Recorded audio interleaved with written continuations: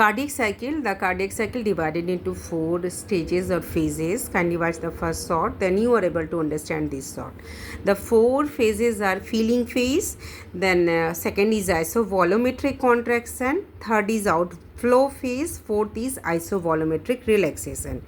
In feeling phase, first phase is feeling phase.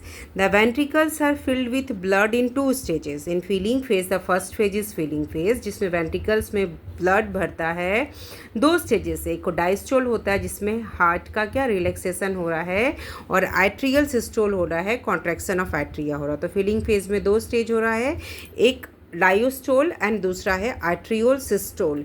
डायोस्टोल का मतलब हुआ हार्ट का रिलैक्सेशन एंड आर्ट्रियोल सिस्टोल का मतलब हुआ आर्ट्रिया का कॉन्ट्रैक्शन. ठीक है, तो डायोस्टोल में क्या हो गया, both the atria ventricles and ventricles are relaxed. क्या है, रिलैक्स्ड है.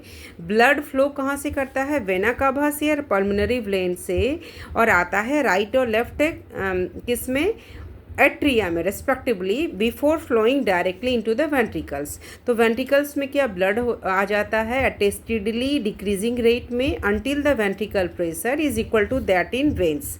जब तक कि प्रेशर इक्वल ना हो जाए वेंट्रिकल प्रेशर का, वेन के प्रेशर से इक्वल ना हो जाए तो ब्लड आता है.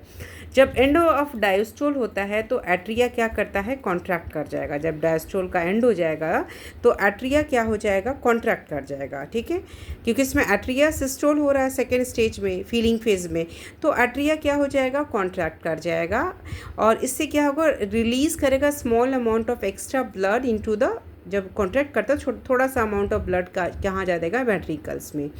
इससे क्या होगा, वेंट्रिकल्स में प्रेशर इंक्रीज कर जाएगा, so that it is now higher than ventricle का प्रेशर एट्रिया से ज़्यादा हो जाएगा. तो जब वेंट्रिकल का प्रेशर एट्रिया से ज़्यादा हो जाएगा तो जो एवी वल्व है, ट्राइकेप्सिड वल्व है, और जो मिट्रल वल्व है, ये क्या हो जाएगा, क्लोज हो जाएगा. एवी वल्व, आर्ट्रियो वेंट्रिकल वल्व क्या होगा, क्लोज हो जाएगा.